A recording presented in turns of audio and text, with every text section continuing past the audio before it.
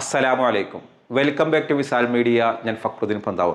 യുദ്ധം തുടങ്ങിയിട്ട് 16 ദിവസം കഴിഞ്ഞു. ഇതിനിടയിലാണ് ഞെട്ടിക്കുന്നൊരു വാർത്ത. ഇസ്രായേൽ പ്രധാനമന്ത്രി ബെഞ്ചമിൻ നെതന്യാഹു കൊല്ലപ്പെട്ടു.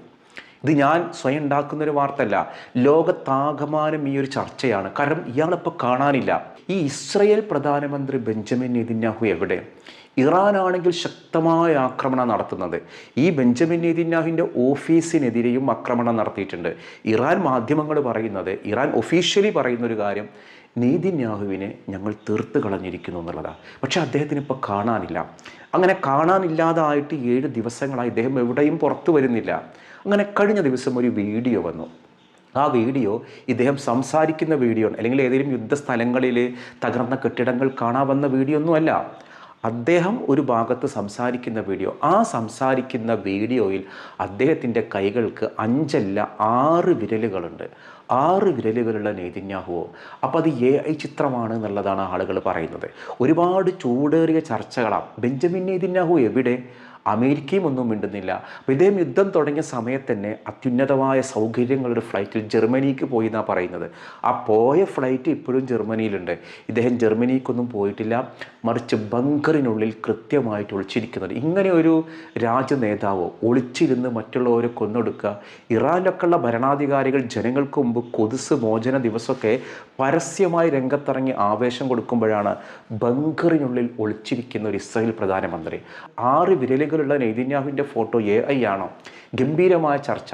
നമ്മുടെ നേരത്തെ ഇസ്രായേലിലെയും അമേരിക്കയിലെയൊക്കെ പാടി പുകഴ്ത്തിയിരുന്ന ന്യൂസ് 8 മനോരമയും ചാനലുകളൊക്കെ, ഇംഗ്ലീഷ് ചാനലുകളൊക്കെ, ദേശീയ മാധ്യമങ്ങളൊക്കെ ഇപ്പോൾ തുറന്നു പറയുന്നൊരു കാര്യമുണ്ട്. ഇറാൻ്റെ ആക്രമണം വിചാരിച്ച പോലെയല്ല. ഇറാൻ്റെ ആക്രമണം തടുക്കാൻ ഇസ്രായേലിൻ്റെ അയൺ ഡോമിനൊന്നും കഴിയുന്നില്ല. കാരണം ഒരു മിസൈലാണ് വരുന്നത്. വന്നു കഴിഞ്ഞ് കുറച്ചാണ് കഴിയുമ്പോൾ 100 കണക്കിന് ബോംബുകളായിട്ട് മാറുന്ന അത്ഭുതങ്ങൾ. ഈ മിസൈലുകളെ സത്യത്തിൽ പല രാജ്യങ്ങളും നിരോധിച്ചതാണ്. ആ നിരോധനമുള്ള പ്രമേയത്തിൽ ഒപ്പുവെക്കാത്ത രാജ്യമൊന്ന് ഇന്ത്യ, ഇസ്രായേൽ, അതോടൊപ്പം ഇറാൻ. ഇപ്പോൾ ഈ രാജ്യമാണത് ഉപയോഗിക്കുന്നത്. അപ്പോൾ ഇത് എവിടെ ചെന്ന് എങ്ങനെ പൊട്ടുന്നൊന്നും പറയാൻ പറ്റണില്ല. ഈ ഒരു ക്ലസ്റ്റർ ബോംബുകളാണ് ഇറാൻ വിടുന്നത്. അത് എവിടെയോ ചെന്ന് പൊട്ടിയിട്ട് ബെഞ്ചമിൻ നെതന്യാഹുവിന് പരിക്കേറ്റോ? അള്ളാഹു ആലട്ടോ, നമ്മളിതിനെ സ്ഥിരീകരിക്കുന്നില്ല. പക്ഷേ ലോകത്താകമാനം മാധ്യമങ്ങളിൽ ചർച്ചയിട്ട് ബെഞ്ചമിൻ നെതന്യാഹു എവിടെ? കഴിഞ്ഞ ദിവസം ഇസ്രായേലിൽ ചേർന്ന ഡിഫൻസിൻ്റെ ക്യാബിനറ്റ് മീറ്റിൽ ബെഞ്ചമിൻ നെതന്യാഹു പങ്കെടുത്തിട്ടില്ല. അവിടുത്തെ പ്രതിരോധ മന്ത്രിയാണ് അധ്യക്ഷനായത്. അദ്ദേഹത്തിന് കാരണം എന്ത് നുണകൾ പറഞ്ഞിട്ടും എങ്ങനെ വേണമെങ്കിലും പിടിച്ചു നിൽക്കാൻ കഴിവുള്ള രാജ്യമാണ് ഇസ്രായേൽ. അതിന് വേണ്ടിയിട്ട് എന്ത് നുണകളും പറയും. നമ്മൾ AIയോട് ചോദിച്ചു നോക്കുക, എന്തുകൊണ്ടാണ് ഇസ്രായേൽ പ്രധാനമന്ത്രിയുടെ വിരലുകൾക്ക് 6 വിരൽ വന്നതെന്ന് ചോദിച്ചാൽ, അത് എന്തോ ഫോട്ടോ എടുക്കുമ്പോൾ കാണുന്ന ഒരു റിഫ്ലക്ഷനാണ് ആ 6 വിരലെന്ന് AIയെ പോലും പഠിപ്പിച്ചു വച്ചിക്കാണ്. ഇസ്രായേലിൽ തകർന്ന കെട്ടിടങ്ങളിലെ ഫോട്ടോസ് വിട്ടാൽ മെറ്റ നീക്കം ചെയ്യും, ഫേസ്ബുക്ക് പണി തരും, യൂട്യൂബ് നമുക്ക് വാർണിംഗ് തരും, യൂട്യൂബ് അത് റിമൂവ് ചെയ്യും. അപ്പോൾ അതൊക്കെ പാടില്ലാത്ത കാര്യങ്ങളാണ്. പക്ഷേ ഈ ഒരു ജനത ഈ യുദ്ധം കൊണ്ട് എന്താ നേടിയത്? സ്വതന്ത്ര ഭരണകൂടമുള്ള ഒരു രാജ്യത്ത് പോയിട്ട് അവിടുത്തെ പരമോനെ ഒരു ദിവസം കൊണ്ട് കൊന്നു കളഞ്ഞ ഒരു ഭരണമാറ്റം. എന്നിട്ട് ആ ഭരണമാറ്റം സാധ്യമായോ? സാധ്യമായിട്ടില്ല. ഇപ്പോൾ അമേരിക്ക ചെയ്തത് എന്താണ്? ഇറാൻ ഏറ്റവും കൂടുതൽ എണ്ണയെടുക്കുന്നത് കാർക്ക് എന്ന് പേരുള്ള ഒരു ദ്വീപിൽ നിന്നാണ്. ആ ദ്വീപ് ആക്രമിച്ചിരിക്കാൻ ഇറാന് മുന്നറിയിപ്പ് കൊടുത്തതാണ്, ഞങ്ങളുടെ എണ്ണ ശുദ്ധീകരണശാലയോ എണ്ണ സംഭരണശാലയോ ആക്രമിച്ചു കഴിഞ്ഞാൽ ഗൾഫിലുള്ള എല്ലാതും ഞങ്ങൾ ആക്രമിക്കും. ഗൾഫിലുള്ള ഇപ്പോൾ അതാ കഴിഞ്ഞ ദിവസം UAEയിലൊക്കെ 25ഓളം ആളുകളെ അറസ്റ്റ് ചെയ്തു. എന്തിനാ കാരണം എന്നറിയോ? അവിടെ നടക്കുന്ന ആക്രമണങ്ങൾ സോഷ്യൽ മീഡിയയിൽ പ്രചരിപ്പിച്ച് ഉള്ളത് പറഞ്ഞാലും അവിടെ അറസ്റ്റാണ്. അതിൽ 17 പേരെങ്ങാനും ഇന്ത്യക്കാരാണ്. അതുകൊണ്ട് പ്രിയപ്പെട്ട പ്രവാസികളെ, നിങ്ങൾ കാണും വേണ്ട, നിങ്ങൾ കേൾക്കും വേണ്ട, അവിടെ എന്തോ നടന്നോട്ടെ. ഇറാന് പറയുന്നൊരു കാര്യം, ഈ അമേരിക്കയ്ക്ക് വേണ്ടി നിങ്ങൾ സഹായിക്കേണ്ട. അമേരിക്കനെ നിങ്ങൾ നിങ്ങളുടെ മണ്ണിൽ നിന്ന് അവർ തുരത്തി ഓടിക്കുക. നിങ്ങളൊന്നും ചെയ്യൂല. സത്യത്തിൽ അമേരിക്കയും ഇസ്രായേലും ചെയ്യുന്നത് ഈ സുന്നി രാജ്യങ്ങളെയും ഗൾഫ് സുന്നി രാജ്യങ്ങളെയും ഷിയ രാജ്യങ്ങളെയും തമ്മിലടിപ്പിക്കുക, മുസ്ലിം ഉള്ള ഐക്യങ്ങൾ കളയുക. പണ്ടൊക്കെ ഷിയ സുന്നി പ്രശ്നങ്ങളൊക്കെ ഉണ്ടായിരുന്നു. ഇന്ന് ലോകവ്യാപകമായിട്ട് അത് കുറവാണ്. ഇറാൻ എന്നൊരു ഷിയ രാജ്യത്തിനെയും ഗൾഫ് സുന്നി രാഷ്ട്രം തമ്മിൽ തല്ലിപ്പിച്ചിട്ട് അതിൻ്റെ ഇടയിൽ നിന്ന് ചോര കുടിക്കുന്ന ഒരു സമീപനമാണ് ഇസ്രായേലുള്ളത്. അതിൽ ചെന്ന് വീണുവാര് ഈ രാജ്യങ്ങളൊക്കെ. നമുക്ക് അന്നം തരുന്ന രാജ്യം ഗൾഫ് രാജ്യമാണ്. നമ്മൾ ആ രാജ്യത്തോടൊപ്പമാണ് നിൽക്കേണ്ടത്. ഗൾഫ് രാജ്യത്തുള്ള പലരും ആശങ്കയിലാണ്. അവർ പറയുന്നൊരു കാര്യം, പലരും വീട് വെക്കാൻ തുടങ്ങി. പ്രായമായ വാപ്പയുമ്മയും നോക്കാൻ ഇതൊക്കെ ജോലിയെ ബാധിക്കൂലേ? ഈ യുദ്ധം ഇനി 3 മാസം വരെ നീണ്ടേക്കുമെന്നാണ് പറയുന്നത്. ഈ യുദ്ധം 3 മാസം വരെ നീളും. അതിൻ്റെ പ്രശ്നങ്ങൾ നമ്മൾ കണ്ടു തുടങ്ങിയില്ലേ?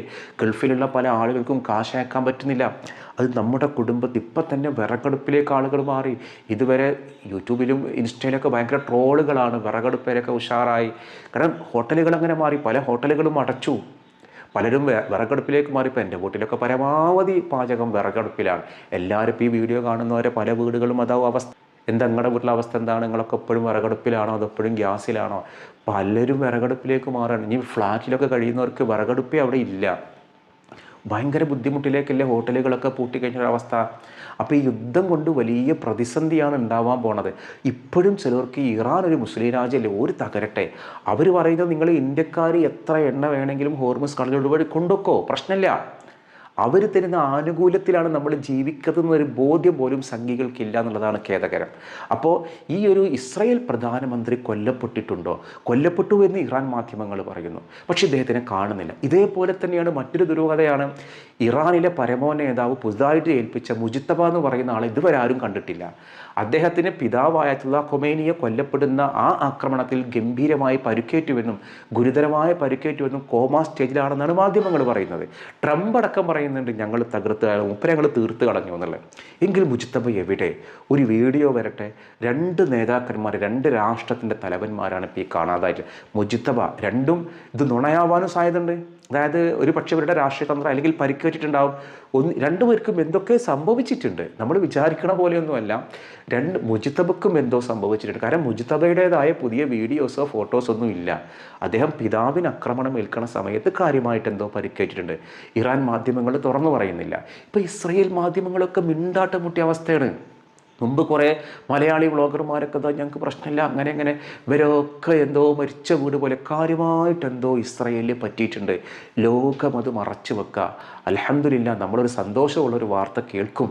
ആ വാർത്ത യുദ്ധം അവസാനിച്ചു എന്നാവും. ഇതുപോലെയുള്ള ഭരണത്തലവന്മാരൊന്ന് നേരെ ആയാൽ തീരാവുന്നതുള്ള യുദ്ധം. ഇവർക്ക് എന്നിട്ട് എന്ത് നേട്ടമാണ് നേടാനുള്ളത്? ഒരു രാജ്യത്ത് പോയിട്ട്, ഒരു പരമാധികാര രാജ്യത്ത് പോയിട്ട് ആ രാജ്യത്തിൻ്റെ ഭരണകൂടത്തെ ഇല്ലാതാക്കി പുതിയ ഭരണകൂടത്തെ കൊണ്ടുവരാനാണെന്ന് പറഞ്ഞു. എന്നിട്ട് ഇപ്പോൾ ഇറാനിൽ എന്താണ്ടായത്? ഇറാൻ ജനത മുഴുവനും അവിടുത്തെ ഭരണകൂടത്തിനൊപ്പം നിൽക്കുന്ന ഒരു ഐക്യക്കാഴ്ച. അവിടെ ഇനി ഇറാനിൽ പറഞ്ഞ മുസ്ലിങ്ങൾ മാത്രമല്ലല്ലോ, അവിടെ മറ്റു മതമില്ലാത്ത ആളുകളുണ്ട്, ക്രിസ്ത്യാനികളുണ്ട്, ജൂതന്മാരുണ്ട്, പാഴ്സികളുണ്ട്, പല മതക്കാരുണ്ട്, സ്വരാഷ്ട്ര മതക്കാരുണ്ട്. എല്ലാ മതക്കാരുടേതുമാണ് ഇറാൻ. അപ്പോൾ ആ ജനതയെ ഇപ്പം അങ്ങനെ ഒരു സ്ത്രീകൾക്ക് സ്വാതന്ത്ര്യം കൊടുക്കാത്ത സ്ത്രീകൾ അടിച്ചമർന്നാണെങ്കിൽ താലിബാൻ ആക്രമിക്കടോ? താലിബാൻ ഇന്ത്യയുടെ മെയിനല്ലേ, അടുപ്പുള്ള രാജ്യമല്ലേ? താലിബാൻ ഇപ്പോഴും സ്ത്രീകളെ അടിമകളാക്കാം എന്നൊക്കെയാണ് നിയമം. എന്താ താലിബാൻ ചെയ്യാത്തത്? ഇതേ താലിബാനെ കൊണ്ടുവന്ന അമേരിക്ക തോറ്റു മടങ്ങിയത് ഈ താലിബാൻ്റെ മുൻപിലാണ്. ഇതേ താലിബാൻ്റെ അവസ്ഥയിലായിരിക്കും ഇറാൻ ഭരണകൂടം വരിക. അമേരിക്ക തോറ്റുമടങ്ങും. ഇപ്പം തന്നെ ഇസ്രായേലിനും അമേരിക്കക്കും മനസ്സിലായി ഇറാൻ ഒരു ശക്തിയാണ്. ആ ശക്തിയെ തോൽപ്പിക്കാൻ പറ്റൂല എന്നുള്ളത്. നമ്മൾ പരമാവധി പ്രാർത്ഥിക്കുക. യുദ്ധം കൊണ്ട് ആർക്കും ഗുണങ്ങളൊന്നുമില്ല. കുറേ ആയുധ കച്ചവടങ്ങളുണ്ടാവും. ഇസ്രായേലിലാണെങ്കിലും ഇറാനിലാണെങ്കിലും മരണപ്പെടുന്നത് മനുഷ്യരാണ്. നമ്മൾ അവരോടൊപ്പമാണ്. മതം നോക്കിയിട്ട് ഇറാൻ്റെ കൂടെ, ജാതി നോക്കിയിട്ട് അങ്ങനെയൊന്നും നമ്മൾ കരുതണ്ട. എല്ലാവരും മനുഷ്യരാണ്. ആര് തമ്മിൽ യുദ്ധം ചെയ്യുമ്പോഴേ നമ്മുടെ വീട്ടിലെ ഗ്യാസിനാണ് പ്രശ്നം. ഇനിയിപ്പോൾ ഇത് ഗ്യാസിൻ്റെ മാത്രമല്ല, പലതിനും വില കൂടും. പ്ലാസ്റ്റിക് സാധനങ്ങൾക്ക് വില കൂടും, തുണിത്തരങ്ങൾക്ക് വില കൂടും, കുപ്പികളും അതേപോലെ ഈ ഫൈബർ സാധനങ്ങൾക്ക് വില കൂടും, വളങ്ങൾക്ക് വില കൂടും. ഇതിൻ്റെ അസംസ്കൃത വസ്തുക്കളൊക്കെ നമ്മൾ ഈ ഹോർമുസ് കടലിടുക്ക് വഴി വരേണ്ടതാണ്. ഇതൊക്കെ വരാതായി കഴിഞ്ഞാൽ എല്ലാത്തിനും വില കൂടാൻ പോവുക. ഇതൊക്കെ യുദ്ധം പരിചയമില്ലാത്ത പുതിയ പൂക്കി തലമുറ, ഇൻഡിജൻസി തലമുറ, അവരിപ്പോൾ കണ്ട് പഠിക്കാൻ പോകുന്നേ ഉള്ളൂ യുദ്ധം എന്താ, ഇതിൻ്റെ ദുരിതം എന്താണെന്നുള്ളത്. ഇത് തമ്മിൽ തല്ലുന്നവർ മാത്രമല്ല, ഇതിൻ്റെ കാഴ്ചക്കാരായി നിൽക്കുന്നവരും നിൽക്കാത്തവരും ഒക്കെ ഇതിനെ ബാധിക്കും. ലോകം മുഴുവനും ഇതിൻ്റെ പ്രയാസങ്ങളുണ്ട്. നമ്മൾ പ്രാർത്ഥിക്കുക യുദ്ധം എത്രയും പെട്ടെന്ന് അവസാനിപ്പിക്കാൻ വേണ്ടിയിട്ട്. ഞാനൊന്ന് ചോദിക്കുന്നൊരു ചോദ്യം, നിലവിലെ ഇസ്രായേൽ പ്രധാനമന്ത്രി കൊല്ലപ്പെട്ടു എന്ന് നിങ്ങൾ വിശ്വസിക്കുന്നുണ്ടോ? കാരണം അദ്ദേഹത്തിൻ്റെ പുതിയ വീഡിയോയിൽ നമ്മൾ പറഞ്ഞല്ലോ 6 വിരലുകളുണ്ട്, അത് AI ചിത്രമാണെന്ന് പറയുന്നവരുണ്ട്. അദ്ദേഹം വരുന്നത് തന്നെ AI ചിത്രമാണെന്ന് പറയുന്നവരുണ്ട്. അത് ക്യാമറയുടെ റിഫ്ലക്ഷനാണ് 6 വിരലായിട്ട് മാറിയെന്ന് പറയുന്നവരുണ്ട്. ഞാൻ ചോദിക്കുന്ന ചോദ്യം ഇതാണ്, 2 കാര്യങ്ങളാണ്. ഒന്ന്, ഇസ്രായേൽ പ്രധാനമന്ത്രി ബെഞ്ചമിൻ നെതന്യാഹു ഇപ്പോൾ ജീവിച്ചിരിപ്പുണ്ടോ? അതോടൊപ്പം തന്നെ മറ്റ് ഇറാനിൻ്റെ പരമോന്നേതാവ് മുജ്തബ ഖൊമൈനിയും കൊല്ലപ്പെട്ടെന്ന് പറയുന്നു. അദ്ദേഹം കോമയിലാണെന്ന് പറയുന്നു. അദ്ദേഹത്തിൻ്റെ ഫോട്ടോസുകളൊന്നും നിലവിൽ കിട്ടിയിട്ടില്ല. ഈ 2 പേരും ഇപ്പോൾ ആരോഗ്യത്തോടു കൂടി ജീവിച്ചിരിപ്പുണ്ട്. എന്താണ് നിങ്ങൾക്ക് മനസ്സിലായ ഒരു കാര്യം? അപ്പോൾ ഒന്നാമത്തെ ചോദ്യം, ഇസ്രായേൽ പ്രധാനമന്ത്രി ബെഞ്ചമിൻ നെതന്യാഹു കൊല്ലപ്പെട്ടിട്ടുണ്ടോ? 2, ഈ ഒരു ഇറാൻ പരമോ നേതാവ് മുജ്തബ ഖുമൈനി ഇപ്പോൾ ജീവിച്ചിരിപ്പുണ്ടോ? ഇതെന്താണ് നിങ്ങളുടെ ഒരു ഉത്തരവെങ്കിൽ അതാണ് നിങ്ങൾ കമൻറ്റ് ചെയ്യേണ്ടത്. മറ്റൊരു ദിവസം മറ്റൊരു വീഡിയോയുമായി വീണ്ടും കാണാം. അസ്സലാമു അലൈക്കും.